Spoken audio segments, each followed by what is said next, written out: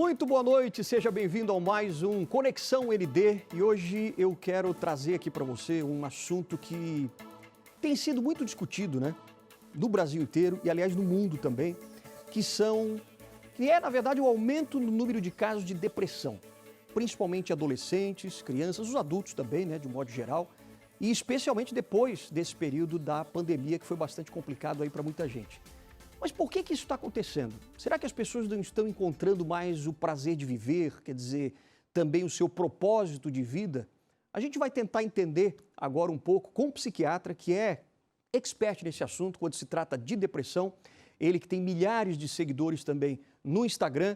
A gente vai bater um papo aqui muito bacana com esse psiquiatra e também depois com um voluntário do Centro de Valorização da Vida, para a gente entender também como é que você pode ser atendido por telefone gratuitamente quando você tem algum problema de ansiedade ou mesmo até sintomas de um estresse mais elevado ou até mesmo de depressão. Então a gente vai começar conversando então, para a gente entender um pouco mais sobre a depressão e como é que ela afeta o seu dia a dia e o seu físico também com o psiquiatra Marco Abud, de São Paulo. Obrigado, doutor Marco, como é que vai? Boa noite.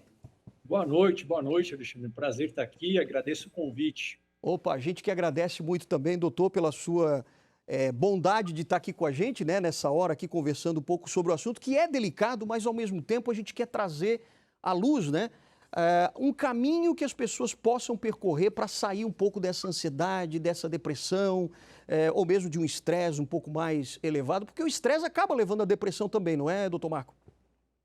Mais ou menos, nem sempre, né? O estresse, ele é basicamente uma resposta do corpo a mudanças. Qualquer mudança Certo. que ocorre no ambiente, o corpo ele vai interpretar aquilo como uma possível incerteza, uma ameaça, ele vai dar um estado de ativação, que é muito útil para a gente ter mais energia, mais foco para resolver. A questão é que o estresse, quando ele é crônico, ele pode sim levar à ansiedade e levar a quadros depressivos, né? A Uhum. gente vai dando nome diferente para essas coisas, mas esses nomes todos surgiram na década de 80, então a gente foi inventando esses nomes basicamente para poder saber como a gente faz para tratar, tá? Mas o estresse não é uma coisa ruim. Agora, Certo. quadros de ansiedade patológica e quadros depressivos, sim, são quadros que precisam ser tratados e é para isso que servem esses nomes. Entendi. Agora, doutor, está realmente havendo esse crescimento? O senhor percebe isso também no seu consultório? Pessoas com mais queixas de depressão? Com certeza. Na verdade, esse crescimento ele vem vindo desde 1700, mais ou menos, que é da Nossa, época da Revolução Industrial, né? Se a gente certo. for ver, os gráficos foram aumentando. Uma das hipóteses, nós não sabemos exatamente explicar o porquê, mas o ambiente urbano ele predispõe seres humanos a terem mais quadros depressivos. Houve um boom, né, maior, ou seja, a curva vinha subindo, ela deu uma inclinada para cima, ali por volta dos anos 2000 em diversos países do mundo, principalmente em países do primeiro mundo. Uma das hipóteses é relacionada à questão de redes sociais, questão dessa questão da tecnologia, que isso, de fato, aparentemente também está relacionado a esse aumento. E a pandemia, né? Ninguém nunca vivo hoje experimentou uma pandemia, mas nós temos dados de outras epidemias menores, né? Que houveram em alguns locais do mundo, isso era mais do que esperado, né? Sempre tem, né, essa pegada da saúde mental, ela é uma pegada que dura anos, às vezes décadas, muito maior do que a pegada do problema do vírus em si. Isso é Uhum. estudado em várias pandemias. Então, basicamente, nós temos aí uma tempestade perfeita, né? Que é uma urbanização, todo mundo, né? Essa questão de vários problemas relacionados ao uso de redes sociais e a pandemia. Então, viemos aí num quadro em que tudo se juntou e, de fato, é algo bastante significativo. Imagino, até porque o senhor tem um trabalho bastante intenso, né? No Instagram, eu vejo todos os dias ali suas postagens e tal. E teve um que o senhor fala exatamente o que leva uma pessoa à depressão. O senhor já comentou, né? Toda essa vida moderna, desde lá de 1700. Agora, quais são as causas específicas, né? Assim, o que que o corpo começa a dar sinais de que a pessoa pode estar já com depressão? Então, as causas da depressão, né, a gente vai trabalhando com hipóteses, né? Então, as Sim. hipóteses elas vão mudando ao longo do tempo, como acontece com qualquer coisa da medicina, né? Uhum. Então, tinha aquela hipótese da serotonina, da dopamina, da noradrenalina, que foi uma hipótese feita em 1984, que foi quando eu tinha 1 ano de idade, por exemplo. Então, essa Sim. hipótese era uma ideia porque os remédios ajudavam. Mas, hoje em dia, qual que é o entendimento? O entendimento é que o nosso corpo ele vai sofrendo uma série de ataques, né? E os ataques, eles podem ser tanto físicos quanto ataques psicológicos. Para o nosso corpo, para o nosso cérebro, não há essa diferença. Essa diferença ela é meramente classificatória nossa, né? O corpo, o cérebro não está nem aí. Ele vai sofrendo isso, negligências, traumas, pode estar relacionado a alterações hormonais. E, claro, alguns genes que estão adormecidos em algumas pessoas, eles também são ativados. Esse estado de inflamação, que vem de vários locais, junto com uma alimentação que faz com que haja uma ativação do sistema imunológico, junto com outras questões do estilo de vida urbano, faz com que, frente a um gatilho específico, haja uma alteração química do ponto de vista de não produção de serotonina, de dopamina, mas principalmente que haja uma quebra de um escudo que nós temos natural, que é um escudo chamado barreira hematoencefálica, ou seja, o cérebro ele é protegido de agentes por uma camada mais espessa. Isso é quebrado e o cérebro ele entende que está sob ataque. E quando ele entende que está sob ataque, ele é mais ou menos como se ele entendesse que nós estávamos doentes. Só que o que acontece? Nós ficamos como se fosse doente, só que a gente não consegue sair desse quadro. Por quê? Porque a gente não consegue virar o circuito para o circuito de emoções positivas. Então, é como se, devido a esses ataques, o cérebro ele ficasse enganado, achando que nós estamos doentes, e isso não consegue ser revertido, porque, basicamente, as células que revertem, né, o interruptor cerebral que liga emoção positiva e negativa, ele fica emperrado nas emoções negativas. É uma explicação metafórica, mas isso é o conhecimento atual do que causa o quadro depressivo. Porque muita gente dizia também que assim, com essa baixa serotonina, né, quer dizer, você não consegue produzir, você acaba ficando com áreas nebulosas no cérebro e você não consegue sair disso. É mais ou menos isso? Uma hipótese que foi porque os remédios serotoninérgicos de fato ajudavam algumas pessoas, né? Mas como eu falei, isso daí foi lá em 1984. Já está ultrapassado também. Que pegou muito bem. Mas isso também porque isso não explica, até porque os remédios que aumentam a serotonina, eles aumentam a serotonina na hora, só que eles fazem efeito depois de 1 mês e meio. E existe uma parcela importante das pessoas que não vão melhorar com esses remédios, né? Então a gente tem que buscar outras explicações para isso. Então hoje é considerada uma doença da neuroplasticidade, que basicamente é a capacidade do cérebro de ele agir e aprender com a experiência e ir mudando de um estado para o outro. Então, a depressão, a definição mais útil, ela é uma anestesia ou um desaparecimento das emoções positivas. E o que são emoções positivas? Basicamente, a gente perde a capacidade de sentir prazer, a gente tem um adormecimento da energia física e da energia mental para fazer qualquer esforço. Isso é depressão, é uma perda da capacidade de sentir emoções positivas, que é prazer, energia mental e energia física. Isso está diminuído. Pode ter um aumento dos sintomas de emoções negativas, mas pode não ter. Só que a pessoa ela perde a capacidade de gostar, de lembrar que algo foi bom e de antecipar o prazer. Agora, isso é uma chave da depressão. Entendi. Isso tem a ver, por exemplo, eu vi que o senhor falou um pouquinho do fator genético, mas ninguém nasce já, por exemplo, com a depressão. Não é assim que funciona. Não é assim. Na verdade, a genética, né? A genética, a gente encara isso na medicina como um todo, é um conceito que a gente chama de epigenética. O que é isso? É como se a gente viesse com um manualzinho de instruções ou, enfim, algumas notas musicais lá. Dependendo de como o ambiente se comporta, como nós nos comportamos, alguns deles vão ser ativados, outros não. Né? Então, a depressão ela não é um quadro em si em que existe maior risco genético. Você tem que ter alguns genes, mas sem esses ataques do ambiente, esses genes não se manifestariam, por exemplo. Né? Isso ocorre com basicamente todos os quadros em medicina. E agora, esses ataques podem acontecer, por exemplo, se acontecer alguma coisa na minha vida, ou eu perdi o emprego, perdi uma pessoa, um ente muito querido, muito próximo, esse tipo de gatilho? Sem contato com a natureza, por exemplo, é um desses ataques.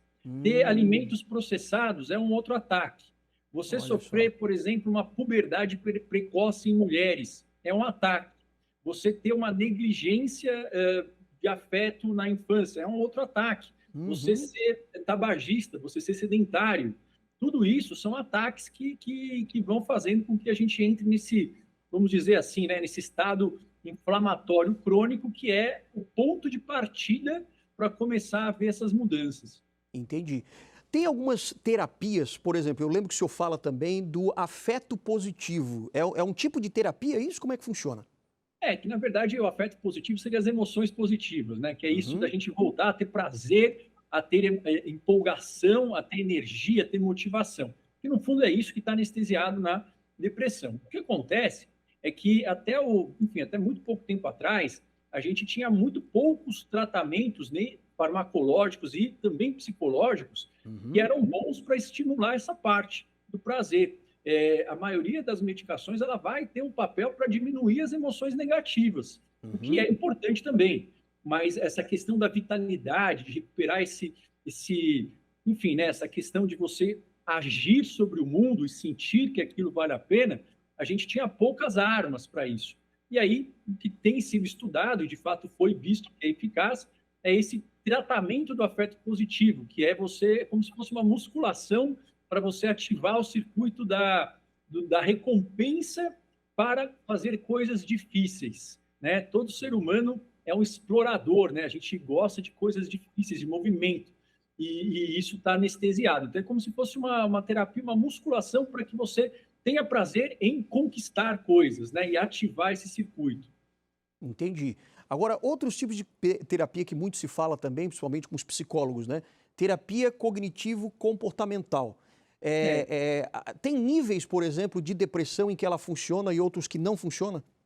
não, na verdade, ela é indicada para todos os quadros de Todos os quadros. depressão. A Tá. terapia cognitivo-comportamental quer dizer o quê? Terapia é um treino cognitivo, é concentração em pensamento e comportamento. Então, é um treino de você colocar a sua concentração, mudar padrões de pensamentos e de comportamentos. Uhum. É isso que quer dizer. E aí tem várias estratégias, como se fosse uma academia, né? Então, todo mundo deve ter ouvido falar de treino cerebral, de reprogramação mental. Enfim, o único que funciona baseado em evidências científicas para tratamento de qualquer quadro é a terapia cognitivo-comportamental, que é esse conjunto, né? Só que para cada quadro a gente vai ter que ter um treino específico para aquilo.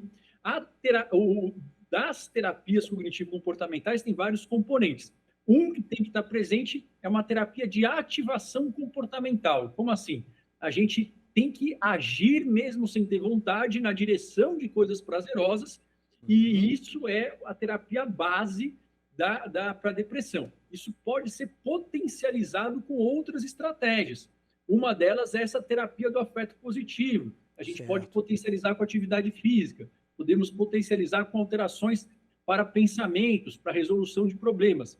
Mas é entender que a terapia cognitivo-comportamental é como se fosse uma academia para reativar esta área da energia e do prazer. Tá? E ela tem vários subcomponentes Entendi. e isso daí está indicado para todos os quadros. Quadros leves e moderados, Hum. ela é a indicação única. Ah, Né? entendi. Antidepressivos não são indicados para esses quadros porque eles não são Uhum. eficientes. Eles são Certo. indicados para quadros graves em termos de funcionamento, Uhum. como se fosse para permitir que a pessoa fizesse esse treino. Olha só. Agora, o senhor poderia dar, por exemplo, alguns exercícios, que eu lembro ali no seu Instagram, o senhor dá alguns exercícios dessa questão do afeto positivo, né?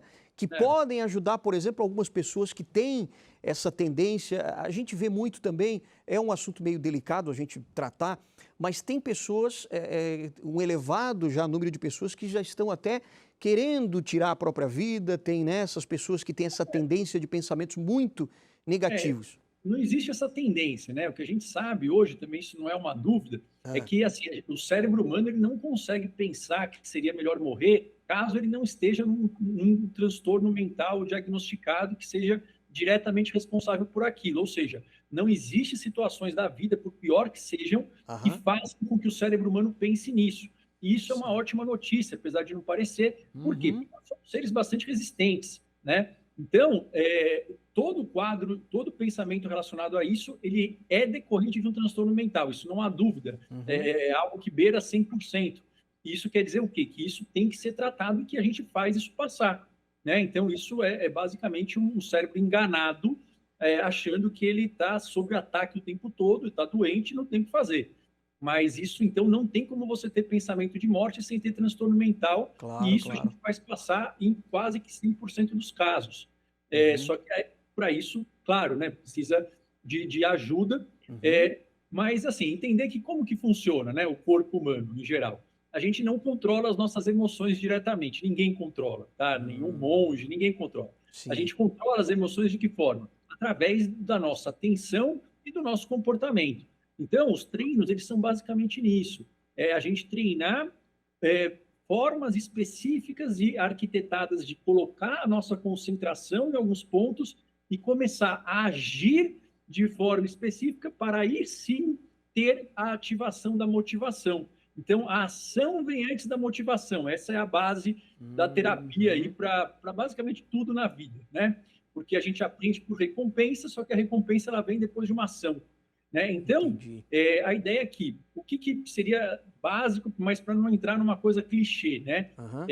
Você ver foto de natureza, natureza verde, tá? Por que é natureza verde? Não sabemos. Mas você vê uma foto de uma florestinha, igual tem atrás de mim aqui, mesmo Uhum. que seja no computador, que seja no porta-retrato, isso tem um efeito de melhora de concentração e de humor em 40 segundos, É pelo mesmo? dado. Olha só. Isso é feito também com imagens artificiais. Então, isso é algo que é de graça, não vai curar a depressão, isso não cura, mas isso leva a uma melhora de humor. Uhum. É um É, exercício que dá para fazer na hora quando você está naquela situação um pouco mais de tristeza profunda, enfim, mentalmente cansado. Ou mentalmente você pode cansado. deixar isso à sua volta também, né? Você Aham, pode deixar uma imagem dessa na tela do seu computador. claro. E isso foi bastante testado já, e enquanto que imagens de prédios, aparentemente, elas causam uma piora de concentração e de humor, e não sabemos exatamente o motivo, mas isso Olha é só. bastante testado e replicado. E isso é uma coisa que, enfim, a gente pode Claro. começar a mudar a partir de hoje, de graça. E doutor, Outra, dá. Oi, pode falar, pode falar. uma outra coisa que também é de graça e seria o básico, o principal, duas coisas. Você tem um horário para acordar mais ou menos fixo e Uhum, você ter deixar a luz do sol, a claridade, bater na sua retina na primeira hora depois que você acorda.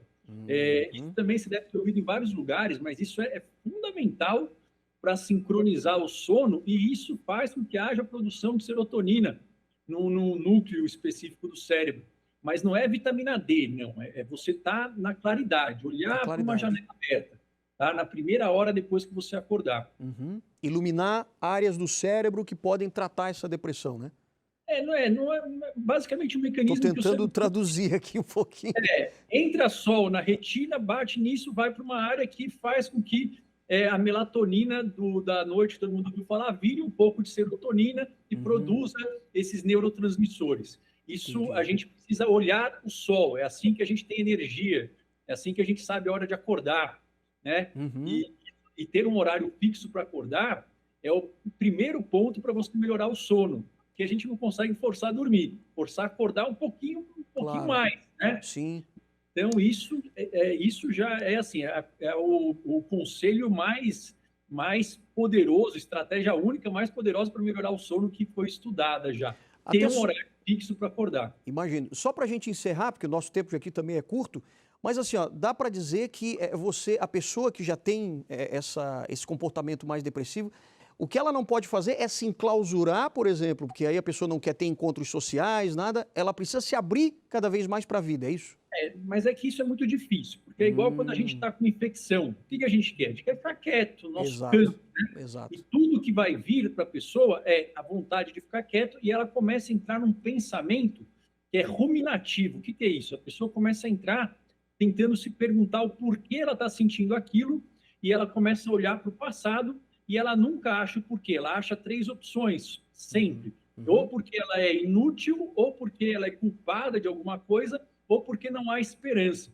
Então, basicamente, tudo que ela sente fala para ela se isolar mais do mundo e que não tem o que fazer. uhum, Então, ela vai ter que desobedecer aquilo que ela está sentindo, e isso é o primeiro passo, mas não fazer de uma forma abrupta, uhum, fazer dando um passo desobedecendo. Né? A pior mentira que a depressão conta para a gente é que ela não existe. né? Que você é assim. Não, não é. E se você tem esse pensamento de forma recorrente, isso também não tem como ser algo saudável. Mas não começar de uma forma abrupta, mas começar a desobedecer esse tipo de vontade que a depressão vai te impelir a fazer. Perfeito. Doutor Marco, eu quero te agradecer muito aqui. Eu sei que a gente ainda vai ter outras oportunidades para a gente falar um pouco mais ainda sobre esse assunto, né? Mas daqui a pouquinho, depois do intervalo, a gente vai conversar com um voluntário do Centro de Valorização da Vida que fala um pouquinho dessa abordagem de pessoas, né, que estão passando por vários tipos de problema e que tem ali num atendimento gratuito uma palavra amiga e acolhedora. Então a gente vai saber isso daqui a pouquinho, depois do intervalo. Doutor Marco, muito obrigado e até a próxima, hein? Obrigado mesmo, uma ótima noite. Tá certo, boa noite. Até mais. E a gente volta daqui a pouquinho, então, com Vilela. Ele é famoso, hein? A gente vai mostrar para você daqui a pouquinho por quê.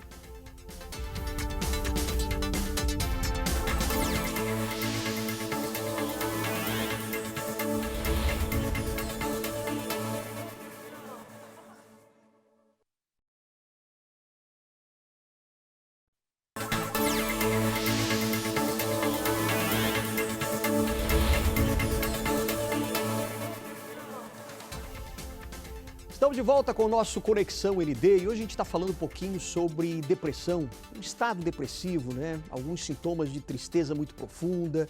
E às vezes a gente até não sabe que existem ajudas que a gente não precisa pagar, né? Que você não precisa marcar, às vezes, uma consulta, claro, em casos mais graves é preciso, mas às vezes uma palavra amiga primeiro, um acolhimento, alguém que possa ouvir o seu problema, isso não é importante, às vezes quando você está muito para baixo, né? Então a gente vai mostrar para você como é que é o atendimento do Centro de Valorização da Vida, que é o CVV.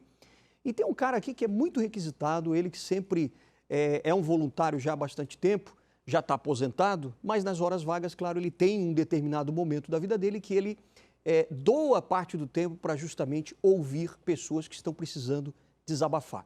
É o José Vilela que está aqui com a gente. Tudo bem, José? Como é que você está? Tudo bem. Prazer, obrigado por ter vindo aqui no nosso Conexão ND, continuando um pouco desse assunto da depressão, né? Como é que você se tornou um voluntário do CVV, hein? Deixando em primeiro lugar, boa noite, obrigado pelo convite. O CVV agradece sempre essas oportunidades de poder falar um pouco sobre o nosso trabalho. Maravilha. Eu me tornei voluntário do CVV através de um colega de trabalho na época. Ele já era voluntário, me convidou para escutar uma palestra. Eu fui, me encantei, e quando a gente está encantado, não tem como, né? Assim é no namoro. Eu me enamorei desse trabalho e estou até hoje trabalhando nisso, né? Já passaram-se mais de 20 anos. Então quer dizer que vocês passam por um treinamento também? Sim. Antes de ir para frente de trabalho?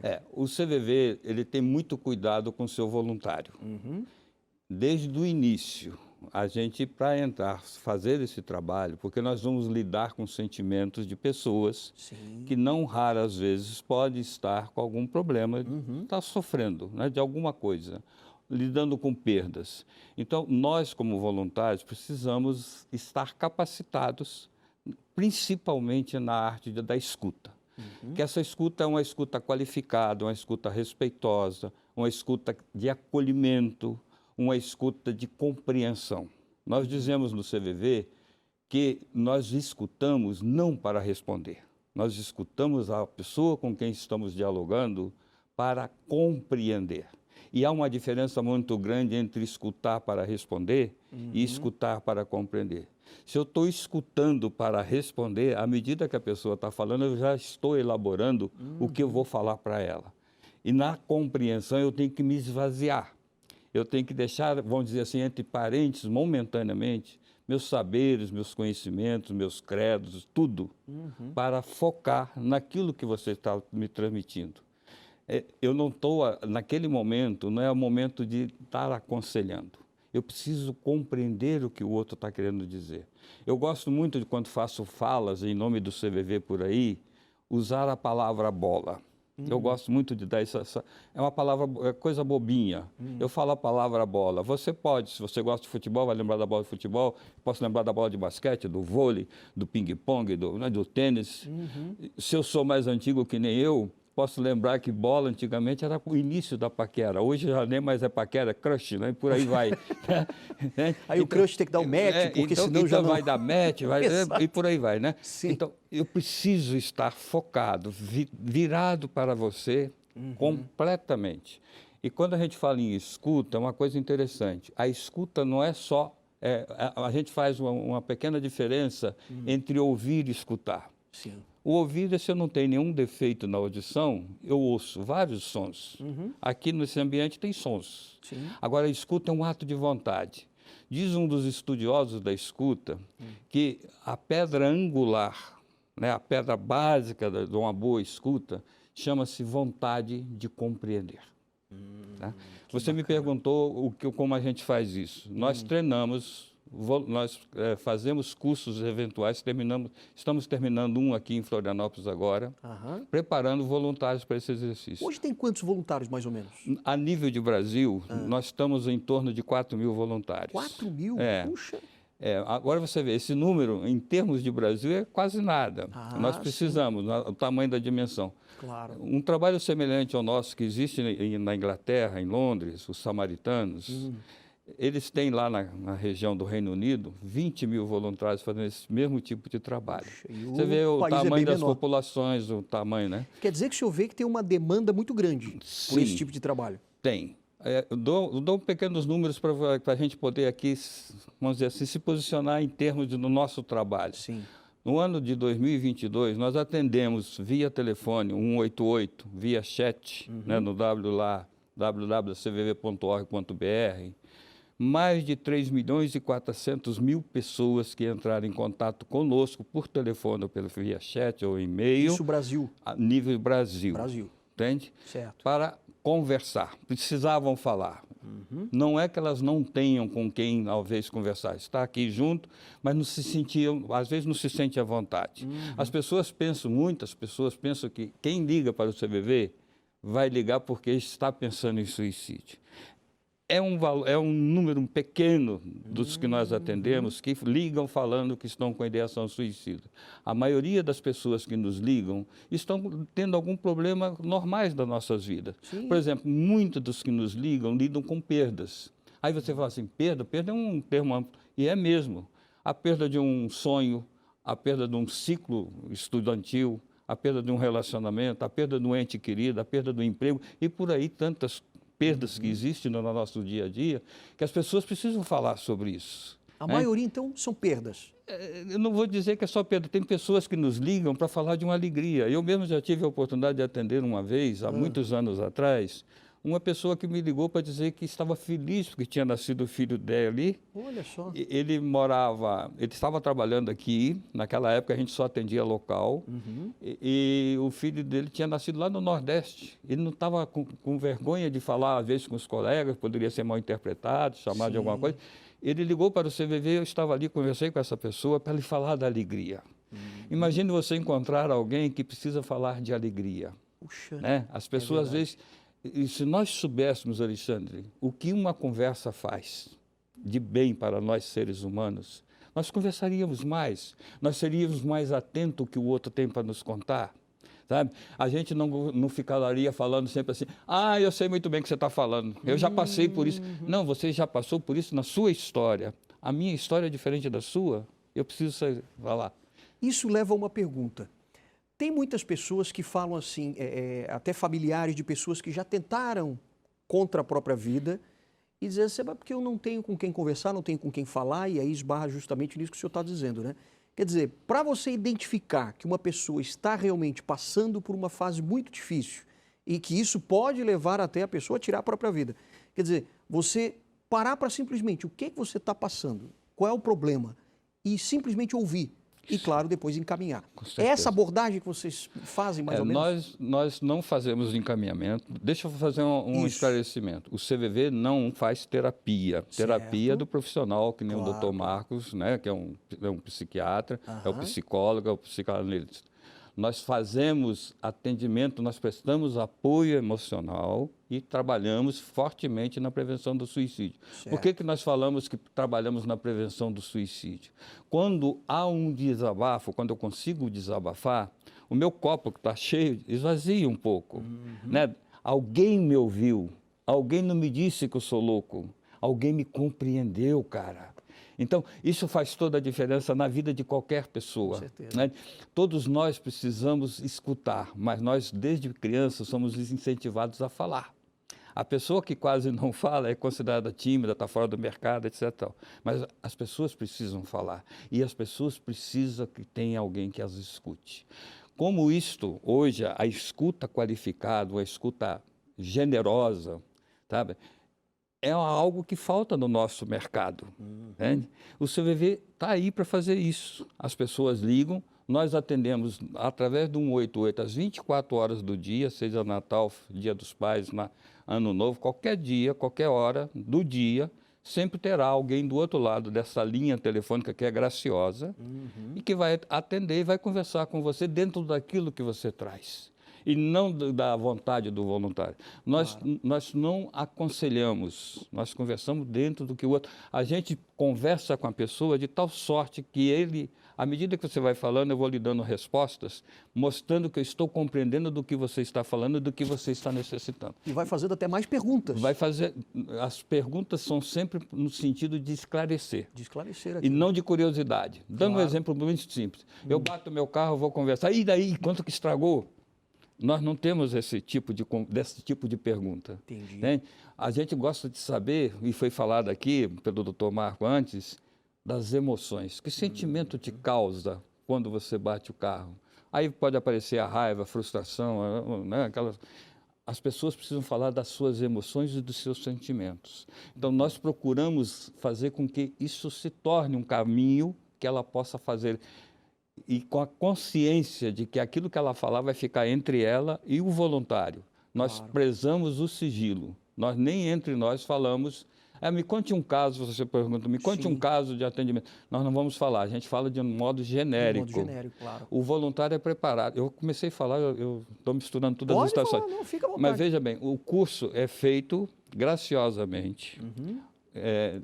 A pessoa precisa ter no mínimo de 18 anos, porque é uma questão legal. Para ser voluntário, né? Precisa ser maior de idade Sim. e frequentar esse curso. Durante a vida de voluntário, o CVV sempre está oferecendo cursos para legal. aprimoramento, principalmente, sempre voltando para a escuta. Eu preciso melhorar a minha escuta. E deixa eu perguntar uma coisa assim, ó. Vamos supor que uma pessoa realmente ligou para vocês e está bastante triste, bastante magoada, traz essas emoções muito fortes e tal. Como é que vocês fazem, por exemplo, para tirar essa pessoa desse fundo do poço para que ela evite qualquer outra atitude mais drástica, por exemplo? Nós conversamos com ela o tempo que ela achar que precisa. Não tem tempo, não tem né, tempo. limite? Não. Enquanto ela está produzindo, está falando, está colocando para fora, o voluntário estará com ela. Certo. Entende?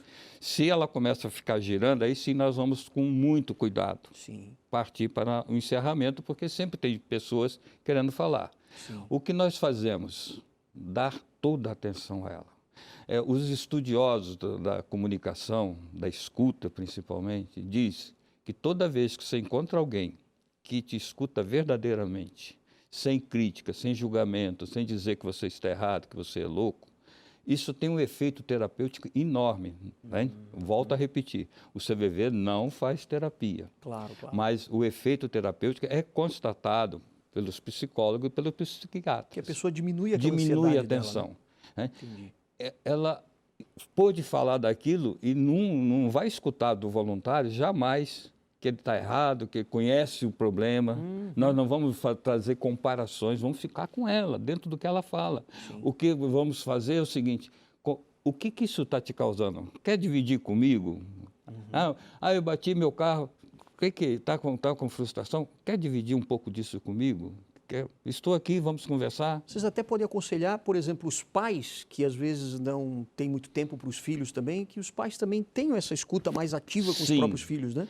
Se o pai nos liga dizendo que está com filho adolescente, é muito comum, a gente vai conversar com esse pai para que ele possa, a importância de escutar o adolescente.